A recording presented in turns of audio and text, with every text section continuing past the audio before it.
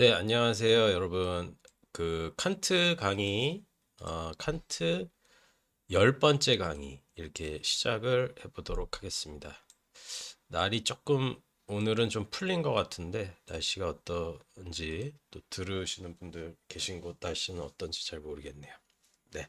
자, 오늘은 사실은 제가 뭐 순수 이성 비판, 실천 이성 비판 이렇게 이야기하면서 또 변증학이 들어가지 않을 수가 없기 때문에 또 변증학 이야기를 좀 하면서 이렇게 또 시작을 해보도록 하겠습니다. 자, 순수 이성 실천 이성 일반의 변증학. 자, 우리가 순수 이성을 그 사변적 사용에서 고찰하든 실천적 사용에서 고찰하든 순수 이성은 언제나 변증성, 변증학을 갖는다. 자, 그러면은 변증이라고 하면 변증법, 뭐 정반합이라고 우리가 알고 있지만은 사실은 왜 변증법이 생기는지에 대해서 제대로 또 이렇게 말을 해주는 철학자들은 없는데 칸트나 헤겔 같은 철학자들은 이 지점에 대해서 대단히 정확하게 이야기를 해요. 자, 변증은 뭐다? 순수 이성이 주어진 조건 지어진 것에 대한 조건들의 절대적 총체를 요구한다. 이게 사실은 변증법의 핵심이라고 보시면 돼요. 내가 만약에 이 물컵이 이렇게 이게 있어. 지금 이런 사물이 있어요. 자, 그러면은 1대1로 내가 이것을 경험한다라는 것은 나의 인식의 조건이 뭐야? 이 대상을 경험하게 이끈다는 거죠. 그러면 여기서 중요한 게 뭐냐면은 변증이 왜 발생하느냐? 조건들의 총합을 요구하는 거예요. 조건의 조건을 요구하는 거야.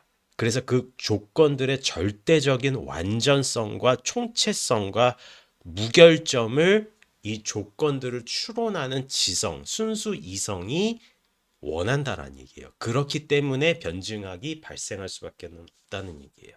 그런데 그것이 우리의 머릿속에서 그냥 사변적인 차원에서 축적이 되어서 끝난다면 상관이 없는데 그것이 그 같은 것을 가장 구체화시켜서 완전히 만들려고 하는 지점이 어디에 있다? 현상계에 우리의 경험되는 대상들에 있다는 얘기예요. 이러니까 사실은 변증이 발생할 수밖에 없다는 얘기예요. 완전한 조건들의 총체성이 이 불완전한 현상계에서 어떻게 가능하겠어요? 그러니까 이율배반의 형성이 이루어진다는 얘기예요. 뭔 얘기인지 아시겠죠? 조금 어려우셔도 요거 유튜브 영상 올리니까 요거를 찬찬히 한번 멈춤을 누르시고 한번 보셔도 괜찮을 것 같아요. 그러나 사물들의 모든 개념들은 직관들과 관계 맺어야 하는 바, 조건 지어진 것과 조건들의 이 현상의 계열에서는 무조건자가 결코 발견될 수 없으므로 현상 계열에서 우리가 사는 현상 계열에서 완전하고 총체적인 어떤 것이 어떻게 존재할 수가 있겠어요? 조건들의 총체는 마치 사상 이념들이 현상 그 자체인 것과 같은 불가피한 가상이 생긴다는 얘기예요. 이 중요한 건 가상이에요. 가상이 생기기 때문에 변증하게 어떻게 보면 환영이나 유령 같은 게 생길 수밖에 없다라는 얘기 되는 거죠. 자, 실천 이성 비판에서 역시 가상이 발생하는데 그것은 현상의 조건과 현상의 결과에 대한 구별이 주관에 의해서 가해지며 그것의 객관적인 그 자체의 척도는 확실히 규정할 수 없다는 점에서 가상이 유발된다는 거예요. 하지만 칸트는 이러한 변증학을 통한 이율 배반에도 불구하고 그것에 어느 정도 효용이 있다고 존재를 해요. 자, 일단 이율배반이라고 하는 것은 칸트 철학에 있어서는 굉장히 섬찟한 거예요.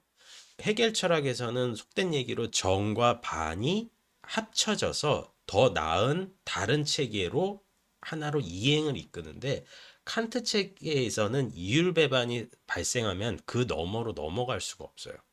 그러니까 굉장히 섬찟한 어떻게 보면 골짜기 같은 게 칸트 철학에서 이율배반이라고 보시면 돼요. 그럼 그 이율배반의 효용이 뭐냐? 칸트는 이렇게 얘기해요. 그것은 이성이 우리 지성이나 현상계에 사는 우리 유한한 인간에게 주는 뭐다? 경고다. 이렇게 얘기를 하는 거예요. 그러니까 절로만 넘어가지 말고 현상계에서 경험되는 차원에서만 우리에 의해서 정초된 지점에서만 안전하게 머물러 있자라는 것이 뭐다? 칸트의 생각인 거예요. 자, 이 이율배반은 마침내 이 미로에서 벗어난 열쇠를 찾도록 우리를 독려하고, 이 열쇠는 만약 발견되고 나면 사람들이 찾지는 않았지만 필요로 하는 것, 곧 사물들의 보다 높은 불변의 질서에 대한 조망을 열어주니 말이다. 이미 이 질서 안에 우리는 지금 있으며, 이 질서 안에서 우리의 현존을 최고의 이성 규정에 맞춰 계속해 가도록 우리는 일정한 훈계들을 통해 바야흐로 지시받을 수 있는 것이다. 무슨 얘기인지 아시겠죠? 이율배반이라고 하는 하나의 사태가 그것을 넘어서지 말라라고 우리에게 말을 해주고 있다는 얘기예요. 순수 실청 이성으로서의 이성은 경향성과 자연적 필요에 기인하는 실천적으로 조건지어진 것에 대해서도 마찬가지로 무조건자를 찾는 바. 그것도 의지의 규정 근거가 아니라 의지의 규정 근거가 설령 도덕 법칙에 주어졌다 할지라도 순수 실천 이성의 대상의 무조건적 총체를 최고선의 이름 아래서 찾는다. 역시 이것도 마찬가지예요. 신, 자유, 영혼, 어떤 최고 존재자 중에 존재자, 이런 존재자를 어떻게 보면 순수 실천 이성이 차원에서도 따진다는 거예요. 조, 도덕적인 최상위 조건에 존립할 수 있는 존재자가 누구겠어요, 사실은. 인격을 가진 신이라는 얘기예요. 그러니까 칸트가 개신교적이라면 헤겔은 가톨릭적이거든요.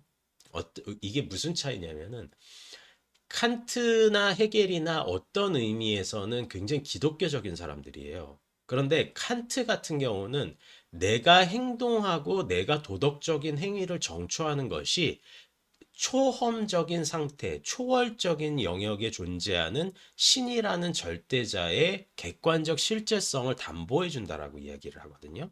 그러면은 신의 정당성은 그 도덕적 행위를 하는 개별 주체에 의해서 정초지어진다는 말이 돼요. 그런데 헤겔 같은 경우는 인격 신을 이야기를 하고 있거든요. 그건 예수 그리스도예요. 보편자의 차원에 있던 특수적인 측면이 개별자의 육신으로 육화되어 계시 종교했다. 신의 아들이 인간의 몸으로 계시되었다라는 측면에서 보면은 헤겔 철학에서는 개별자가 단독적으로 행하는 도덕적인 행위에 포커스가 맞춰지는 것이 아니라 그것을 행하게 해주는 뭐다? 예수 그리스도의 육신이라고 하는 우리와 같은 인간의 형상을 한 신의 아들이 계시되었다라는 점에서 포커스가 맞춰진다라고 봤을 때 예수라는 한 명의 인간, 신인간, 인간, 이런 어떻게 보면은 예수님도 절대 정신이라고 좀 봐야 돼요. 계시 종교 차원에서.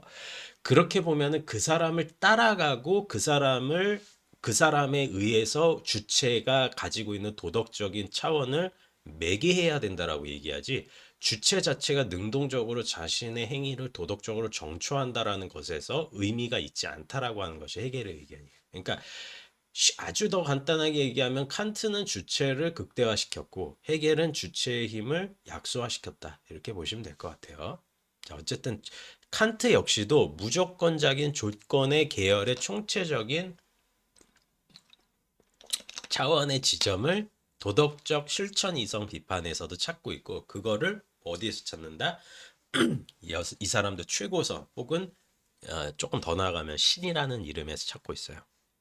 자, 최고선 한번 읽어볼게요. 칸트는 도덕 법칙이 아닌 최고선에서 도덕적 차원의 척도를 구하고자 해요. 최고선은 인간이 향해 가야 하는 객관적 척도이자 이상적 지점이라는 것이 칸트의 의견이에요. 그것은 척도임과 동시에 아직은 미완의 양태로 남아있는 목적론적 차원의 종착 지점이라고 할 수가 있다는 거죠. 그러니까 역시 이것도 마찬가지인데, 제가 판단력 비판을 이제 앞으로 또 하겠지만은 칸트 철학에서는 두 가지 종류의 신학이 존재하거든요. 물리신학과 윤리신학이에요. 이 두 가지가 존재하는데, 물리신학은 결과적으로 뉴턴적인 차원에서 보여지는 기계론적인 완결성이 신학의 이름을 띠고 존립한다라는 것이 물리신학의 특징이라고 보시면 돼요. 그러니까 더 이상 환원될 수 없는 유물론적인 차원에서의 절대적인 법칙성을 구현하고자 하는 이성의 힘, 이거를 물리신학으로 본다면, 윤리신학은 어떻게 봐야 되냐면은 우리가 가지고 있는 도덕적 행위 정초의 완전한 목적론적 완결성이라고 봐야 되거든요. 그럼 이거는 인격신이라고 보시면 돼요. 인격을 가진 우리와 같은 형상을 가진 인간의 형상을 가진 도덕적인 완결자라고 보시면 돼요. 그런데 칸트가 순수이성 비판이나 실천이성 비판에서는 거의 이야기는 하지 않고 있지만은 판단력 비판의 말미에서는 물리신학으로 대변되는 절대적 필연성과 윤리신학으로 대변되는 최고 존재자 혹은 절대 그 인격신의 이름을 어떻게 보면은 뭐다? 같이 동일하게 만들려고 하고 있어요. 그런데 이것은 정말 궁극의 목적이라는 거야. 칸트 차원에서는. 그거는 이제 조금 나중 얘기고 어쨌든 간에 도덕 법칙 안에서도 도덕적인 계열의 완전한 총체성을 구하는 칸트의 움직임이 있고 그것은 목적론적 차원의 최종 종착 지점이다. 어떻게 보면은 신 우리의 도덕적 행위를 가능하게 해주는 절대자, 신, 그것을 의미한다. 이렇게 보시면 될 것 같아요. 자, 도덕 법칙은 순수 의지의 유일한 규정 근거이다. 그러나 도덕 법칙은 순전히 형식적이므로 그것은 규정 근거로서 모든 진료를, 그러니까 의욕의 모든 객관을 도외시한다. 또, 또 그러니까 최고선은 항상 순수 실천 이성에, 다시 말해 순수 의지의 전 대상이겠고 그렇기 때문에 그것은 순수 의지의 규정 근거로 간주될 수는 없다. 그러나 최고선 개념 안에 도덕 법칙이 최상의 조건으로 이미 포함되어 있다면 그때는 최고선은 객관일 뿐만 아니라 우리의 실천 이성에 의해 가능한 실존에 대한 표상이 순수 의지 규정 근거이기도 하다는 것은 자명한 일이다. 왜냐하면 그때는 실제로 다른 어떤 대상이 아니라 이 개념에 이미 포함되어 함께 생각되고 있는 도덕 법칙이 이 자율의 원리에 따라 의지를 규정하기 때문이다. 도덕 법칙에 의해서 표상되는 선의지는 인과가 아니라 자유라는 것이 칸트의 해명이다. 그냥 이것만 체크하시면 돼요. 그러니까 이건 너무 어려운 얘기고 최고선이라고 하는 것은 결과적으로 칸트가 도덕 법칙이 공허하지 않다라는 것을 현상계 내에서 우리의 행동과 우리가 가지고 있는 쾌와 불쾌를 포함한 감각적이고 정념적인 차원까지 종합된 하나의 완결한 도덕적 차원을 구한다라고 하는 것 같아요.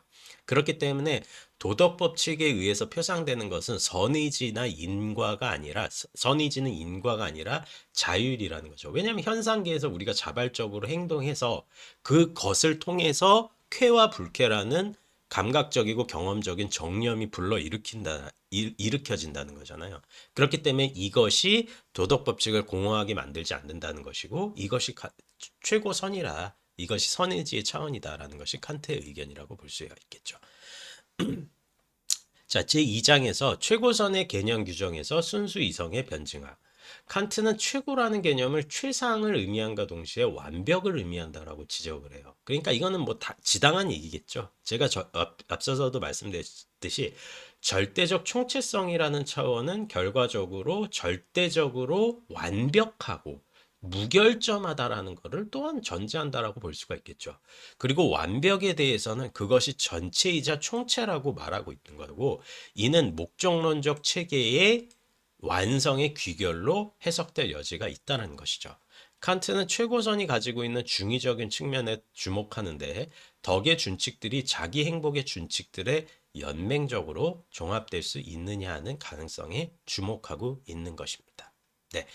오늘은 뭐 제가 칸트 강의를 이렇게 길게 하시면은 또 그렇게 보시면서도 이렇게 또 지루해 하시는 것도 있고 같아서 칸트 강의는 한 15분 내외로 이렇게 짧게 짧게 또 올려서 이렇게 업로드 하겠습니다. 이제 오늘은 어떻게 보면 순수 실천 이성의 변증학 문제와 최고선 문제를 조금 다뤄봤습니다. 네, 감사합니다.